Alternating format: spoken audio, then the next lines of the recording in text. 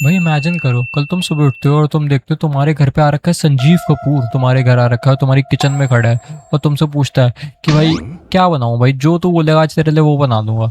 और तुम बोलते हो मैगी। जी हाँ, मैगी बोल रहे हो तुम उसे। जो ऐसा शेफ जो दुनिया में कुछ भी बना सकता है, मतलब द ग्रेटेस्ट शेफ, उसे तुम बोल रहे हो कि भाई मैगी बना दे। भाई अगर तू एआई को सिर्फ अपने कॉलेज असाइनमेंट्स और एग्जाम के पीवाईक्यू के आंसर ये सब के लिए यूज कर रहा है, तो तू भी सेम ही चीज कर रहा है। तेरे हाथ में संजीव कपूर है, संजीव कपूर, और तू उससे मैगी बनवा रहा है। या द मोस्ट बेसिक थिंग, तू उससे 100 चीजें करा सकता है, बट तू मैगी वही चीज कर रहा है भाई लोग। तो इस वीडियो में भाई तुम्हें बताऊंगा कि भाई तुम्हें तुम्हारे हाथ में जो संजीव कपूर है उससे बढ़िया बढ़िया डिशेस कैसे बनाए, उसको पूरा अच्छा इस्तेमाल क्या करे, सिर्फ मैगी ना खाए और उसको पूरे अच्छे तरीके से यूज करे। भाई ये वाला तो भाई लेजेंडरी, ये लेजेंडरी। अगर तुम ये यूज नहीं कर रहे हो भाई, पता नहीं क्या कर रहे हो। चैट जीपीटी मेमोरी, अगर तुम्हें यूज करना आ गया ना भाई, तुम्हारी 50% जो चैट जीपीटी की जिंदगी है ना आसान हो जाएगी। तुम ना चैट जीपीटी में एक मेमोरी करके फीचर होता है, उसमें तुम, उसमें वो तुम्हारे बारे में सब कुछ स्टोर करके रखता है। तो बेसिकली तुम अपने बारे में जो भी इन्फॉर्मेशन देते हो वो स्टोर करता रहता है।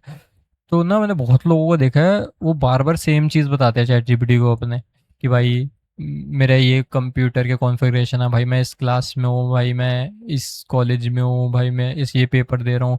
मतलब उसको हर बार तुम्हें नई नई चीज़ें बता रहे हो। मतलब इससे बढ़िया कोई ऐसी बढ़िया चीज़ नहीं लगी कि उसको सब कुछ हमेशा पहले से पता रहे। जैसे तुम किसी दोस्त से बात करते हो, तुम उससे ऐसे बात करना स्टार्ट करते हो, हेलो भाई, भाई याद है ना मैं राजेश हूँ, मैं तुम्हारे कॉलेज में साइड में बैठता हूँ, मैं देख से मैं फर्स्ट डे से तेरे साथ नहीं ना भाई, तुम सीधा बात स्टार्ट करते हो ना, ये हाँ भाई क्या हाल है, ये कल के लिए कितना पढ़ लिया, ये बोलते हो ना, या रादर देन वो सब बकवास करने के। तो सेम चीज़ तुम्हें अपने चैट जीपीटी के साथ करना है भाई।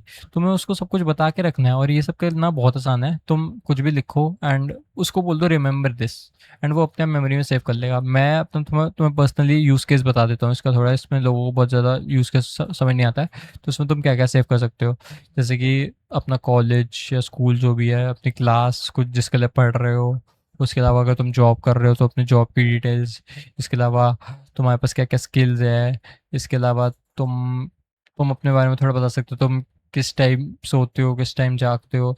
आई थिंक तुम्हें लग सकता है भाई ये डेंजरस है, हम क्यों बताए, बट अगर तुम नहीं भी बताओगे, बड़ी बड़ी कंपनीज पहले ही जान चुकी है, तो rather than तुम बता के यूज़ ही कर लो। और ऐसी बहुत सारी चीज़ें हैं जो तुम बता सकते हो, और इससे मैं तुम्हें बता रहा हूँ ये इतना हेल्पफुल होगा ना, क्योंकि ये सब उन चीज़ों को अपने आप नज़र में रख के उस अकॉर्डिंग आंसर देगा। तुम्हें कोई एलर्जी है तुम वो बता सकते हो, फिर तुम कुछ इससे रेसिपी पूछोगे वो उस अकॉर्डिंग रेसिपी देगा। तो बहुत यूज़फुल हो सकता है। तो आई थिंक ये तुम्हें यूज़ करना चाहिए, और पूरी मेमोरी भर दो भाई आज ही। और अगर तुम्हें नहीं समझ आता कि क्या मैं कर सकता हूँ भाई, मैं क्या ही बताऊँ ऐसा, तो तुम कमेंट कर देना, मैं तुम्हें तुमसे बात बात करके तुम्हारे आइडिया बता दूंगा। कुछ था जब ना लोग कुछ भी कहीं पे भी कोई भी आर्टिकल गूगल का पढ़ाते थे ब्रेन लीक हो रखा, और वो बोलते रहते भाई ये फैक्ट है, ये फैक्ट है। भाई सेम चीज़ ना एआई के साथ हो चुकी है। जो भी चैट जीपीटी बता देगा, मतलब ना लेफ्ट देखा ना राइट, भाई वही मान लेते हैं।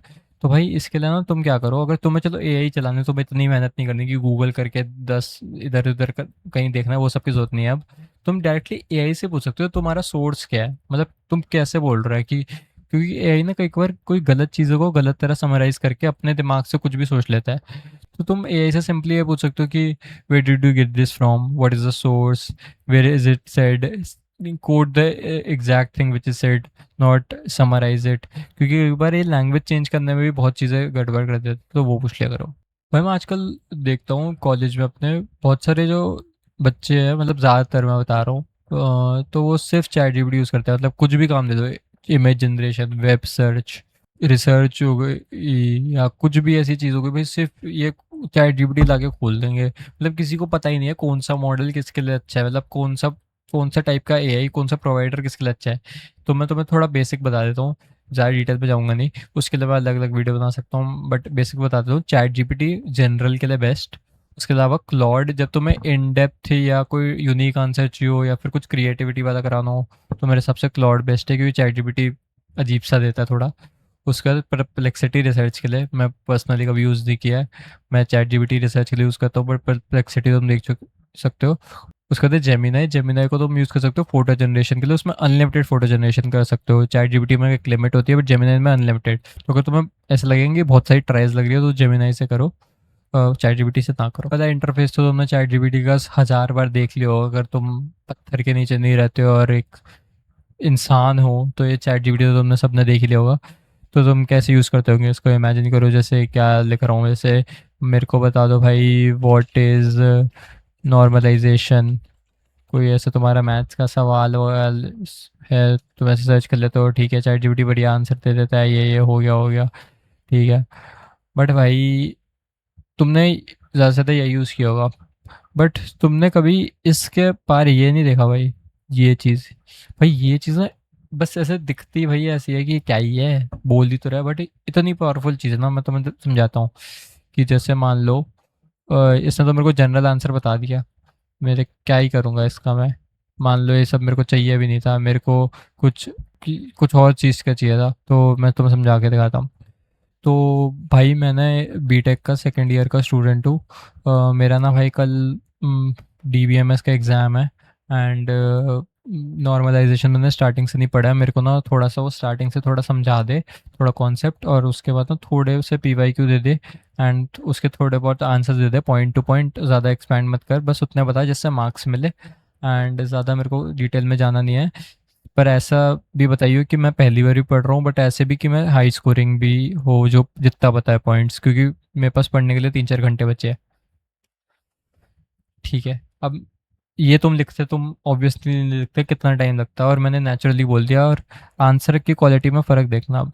ये देखो भाई, इसने मेरे को कितने अच्छे से बताया भाई, पहले इसने पूरे ये बता दी डेफिनेशन, उसके बाद वाई डू वी नीड, और उससे सीधा कीवर्ड्स बता दिए कि भाई ऑब्वियसली, मतलब ये तुम देखो एक बार क्या है, मतलब ये पढ़ने ये तुम इससे 10 बार डाउट पूछोगे, ये इसका मतलब बता, इसका मतलब, अब इसको मैंने क्लियर सब कुछ अपना पूरा प्रॉम्प्ट अच्छे से डिटेल में बता दिया ना, तो देखो उसने कितने अच्छे से मेरे को बताया। 5 मार्कर में ये आ सकता है, इसके बाद पॉइंट्स ये है, इसने नॉर्मल फॉर्म, मतलब जिनको पता होगा पता होगा, ये सारी चीज़ें मतलब सब बता दिया इसने बहुत डिटेल में।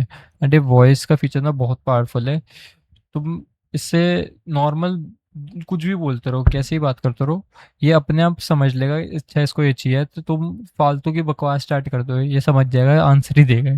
तो भाई एआई यूज़ करना तो होपफुली तो मैं आ गया हो गया, कोई अभी भी तुम्हें डाउट रह गया हो तो फिर वही कमेंट में पूछ लेना, एंड और थोड़ा कुछ आइडिया दे सको भाई मेरे को कि मैं किस बारे में वीडियो बना सकता हूँ, तो हेल्पफुल होगा वो कमेंट तुम्हारे मेरे लिए, हेल्पफुल होगा वो कमेंट मेरे लिए।